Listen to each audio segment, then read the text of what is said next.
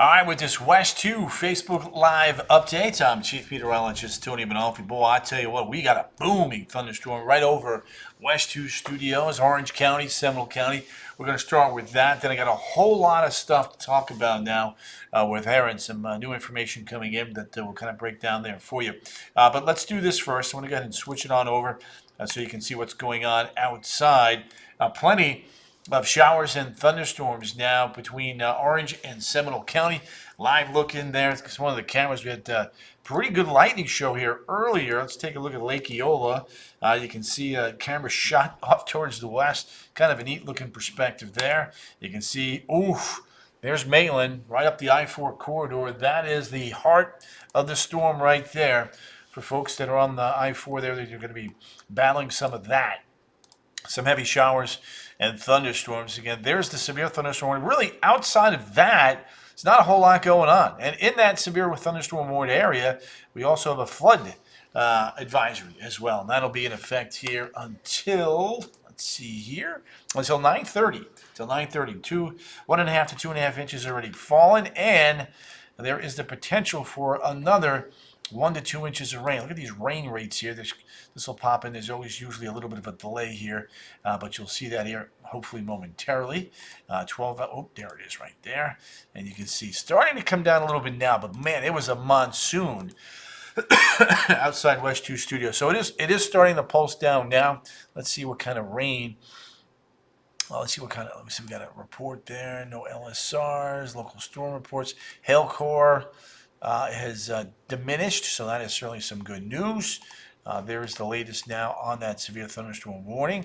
Let's see if I want to see what the velocity, that's not that impressive, not that impressive, so that's good. So yeah, this is definitely in a weakening mode as of right now, but it's still coming down rainfall-wise. There's that hail tracker. You can see that hail core kind of coming to an end. We had some decent wind a little bit ago. That is coming on down. Some good news there on all fronts with regards to this severe thunderstorm. Big push of wind, though. Call this an outflow boundary. Well, you can see that right there coming out of the storm right now and kind of building back towards the Waterford Lakes area. So we'll keep you posted on that. Again, big flood advisory. That's the big story right now for Central Florida. It's going to be building off towards the south and east. There's a look at our radar. There's actually another collision between that outflow boundary and the east breeze ongoing right now, right there. So it's going to be interesting to see if there's any further development along that little boundary right there as we go through the next half hour to 45 minutes. Doesn't show up as well on the terminal Doppler, which is down at the airport, but on our radar, we've got it in a bit more of a sensitive mode there. You can see, I'll loop this here for you can see that collision that is taking shape right there. Zoom it. Boom. There it is. Just happened. Outflow from that thunderstorm and the east breeze coming together just west of Chuliota. So we'll just watch that to see what, if anything, does try to develop from that outflow going forward. All right, so let's do this. See, yeah, there's a flood advisory. All right, so yeah, Franny Lolo, all right, Becky Norby, welcome home back. Yes, I am back in the house. Appreciate the kind words and gestures from everybody. All right, so let's do a little bit of this tropical stuff now. Okay, got some graphics I want to kind of troll on through here. So one of the things that I like to do when we're dealing with tropical systems is a couple things. Number one, that little yellow area there, that's 40 plus mile an hour winds. So that is the tropical storm force winds. You start seeing orange, you're closer to 70, then you start seeing red, and that's 74 miles an hour hurricane force winds and higher. So I like to use that for the wind in relationship to the cone, but I also like to use it to see if the storm is on the south side of the cone, the north side. That's important because if, let's just say per se, this was on the northern side, then maybe it would turn more towards the east. Whereas if it's on the southern side, potentially, theoretically, the storm might want to go more towards the west. So that's why I like to do that. The other thing we were watching today, oh man, look at that. That's just, look at nice little, you can see the developing showers and storms. Now, There's still a lot of dry air out ahead of this thing. There's no doubt about that. But what tends to happen is once this gets going, it starts to bring in moisture from behind it to pile it up in front of it so it doesn't have to deal directly with all of that dry air. Here's a different presentation, and it's still a relatively small storm. There's absolutely no doubt about that. This is not a large storm, but it could grow, and that's what we're going to have to watch going forward. So here is the 5 o'clock advisory, and you can see beginning tomorrow, it would start to take more of a west-northwesterly curve, and that's what we're going to be watching for. Jody Schmidt's in the house. Elizabeth, yes, we're on top of that as well, but it's not headed our way, so we'll spend more time on Erin. Mary D. Garcia, she's in the house with a new avatar picture. You go, girl. Good stuff right there. Love that. So for me, closest approach to land in the shorter run is going to be the U.S. Virgin Islands, Northern Windward Isles, and San Juan. And when you look at Saturday at 2 p.m., folks, there, you can see that we've got almost a Category 3 hurricane by Saturday at 2 o'clock. I think by Saturday night, we'll probably have a major hurricane. So that's what we're going to be watching for. Rosalie's in the house. Thank you, Becky. Yep, took lots of pictures for everybody so that you can see what MSC has to offer. It's a really nice cruise, by the way. Good people, good workers there. The food was excellent. If I had one minor complaint, I would say the bathrooms, the showers are kind of a little snug, a little bit tight. But listen, it was a good time, good food, good people, so I'd do it again. All right, recon flight schedule for tomorrow. First one's at 8 p.m. It's the NOAA P3. And then Friday at 2 a.m., United States Air Force WC-130J goes up. Melissa getting wiggy, wiggy, wiggy. Melissa, we hope so too, but I'm going to show you a few things here in a second. Friday, 8 a.m., tail Doppler radar. The NOAA P3 gets right back in there. And we're going to get all that research, all those very important data points, stick them into our models, hopefully fine-tune the days 4, 5, 6, and 7 to kind of figure out where this is going long term. One thing I do want to talk about is error. Cone error. 36 hours, out to 60, out to 96, 120 is 5 days, 96 is 4 days, 48, of course, is 2 days. But you can see the error there. That's in miles. You can see how it expands out in time there. With time, the error grows. So that's one of the things I want to make a point to talk about. Erin's in the house. Erin, good to have you right there. All right, back to the spaghetti plots now. Got still a lot of ground to cover here. A lot of things I want to highlight. So notice the European, the UKX, and the tropical HFSA and HFSB are on the western side. So it's interesting to note that the HF SA and SB line up nicely with the Euro on the western side of the envelope there. So, and I point that out because I want to show you this. Most of the models are in really good shape, center or the northern side of the cone, until the very end. You can see there's more of a definitive push towards the west from the 18Z model runs, the 2 o'clock in the afternoon model runs. So we're going to watch the trend here. We got a new update here in about an hour, and it's going to be very, very interesting to see if the model trend pushes back to the east like it's been doing the last couple nights or continues more of a western shift. So these are some of the things we're going to have to watch here very, very carefully. And when you look at the consensus runs, you take all the spaghetti plots and you take the consensus of the spaghetti plots for the last 6 model runs, and I got to change this. Dang it. I need the 12Z. All right, so this is too old. I can't show that, but what I can show is this. I was hoping that would still be there. So note to self. By 8 o'clock, use the 00Z consensus, not 18Z. All right, Euro steering flow. Very good agreement through Saturday. Now, watch the spread starting on Sunday. You got one camp that makes the turn to the north, the other camp that goes west-northwest. Look at the Euro. The Euro is getting awfully close to the Carolinas. That is not what we want to see. Now, yeah, it's still well east of Florida, but there's still a long way to go for this one. We are far from done. Now, the ensemble tracks here, This was run from earlier. Let's see if this is updated. And it has not yet. But you can see all 83 members. There's been a push towards the west of Bermuda in many of them, but still east of Florida. There's one lone one there on the GFS ensemble group there that is awfully close to Brevard County. One of 83. So, all right, let's do this. Let's see, model, compare. So, yeah, I don't have the 000. I have the last 3 runs, but I don't have.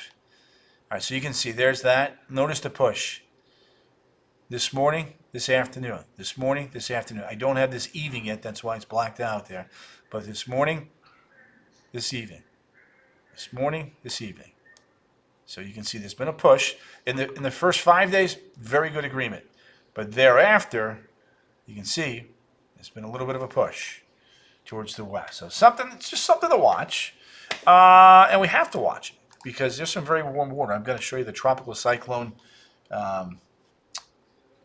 map here, the heat map that we like to show, the heat potential map there.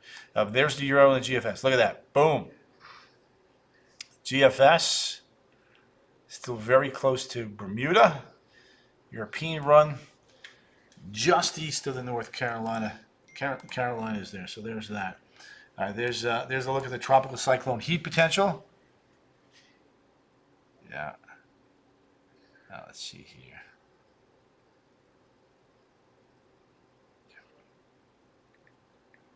Let's see here. So there it is. So this is about to get into some warm and deep waters.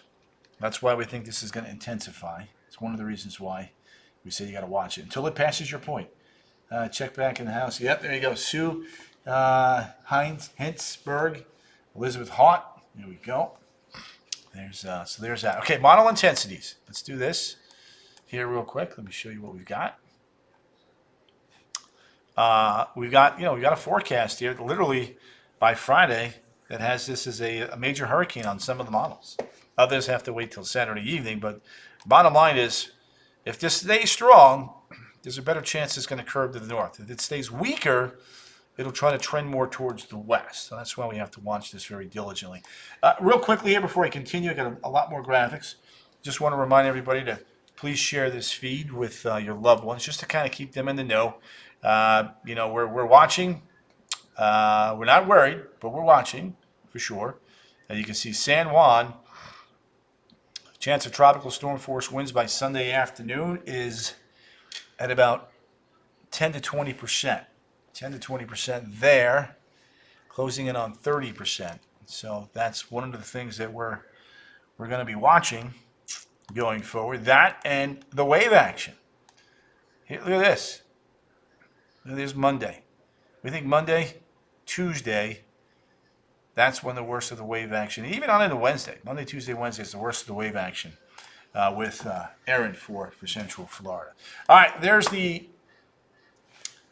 where we are with the storm stages now with Erin. First stage, as you're watching, you're aware. That's where we're at right now in yellow. The prepare mode is, do what you need to do to get ready for the storm. And then, within, 48 hours, you get your watch, you're taking your action, you're getting things boarded up if need be.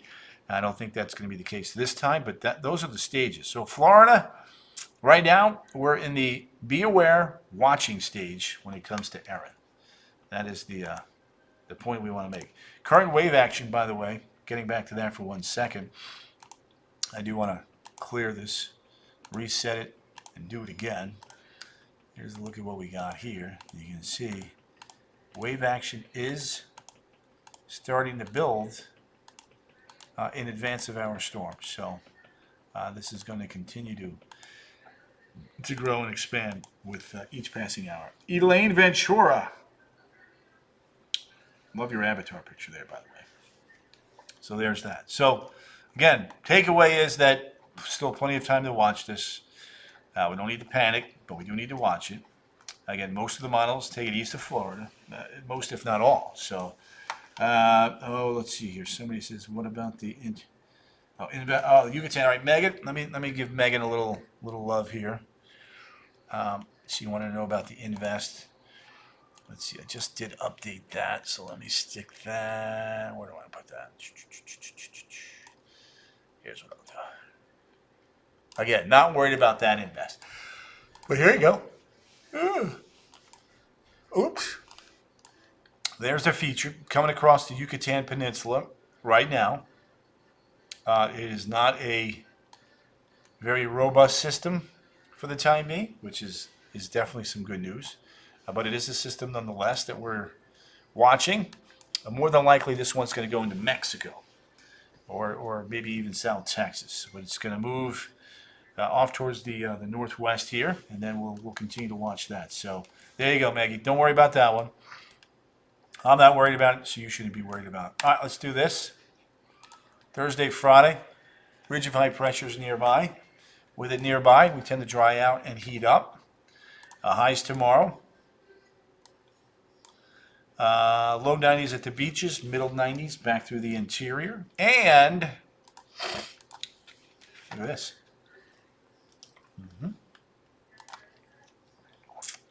105, 106, 106. There you go. Plenty of heat. And then the weekend, storm chances going right back up. So we'll be watching the afternoon daily sea breeze showers and storms indeed get going there. So there we go. All right, and then we'll finish it here with the 7-day, both the inland and the coast. Got a bunch of updates I need to make here, so there you go. Yeah, appreciate that. Maggie, we got you, girl. Ricky, appreciate the kind words. All right, so there's the inland. It's 95, 96, 95, 93, 93, 93. Rain chances going up over the weekend. Temperatures getting back to normal by early next week. All right, and here we go. Thursday, Friday, Saturday, 93, 94, 93. Sunday, Monday, Tuesday, and Wednesday. Temperatures right around the 90-degree mark at the beaches with overnight lows staying steady in the low 90s. All right, gang, I need to rock and roll, start making some updates again. Please don't forget to share the feed. The more people we can get in the weather know, the more people we can get maybe in tune to what's going on with Erin. And hopefully it'll go to the east, but just in case it doesn't, they know where to go to get some good advice and the very latest information on Erin. All right, see you guys. Don't forget, 10 o'clock, new bottles, 11 o'clock, new cones. See you guys tonight on WESH and the CW18. Take care. See you.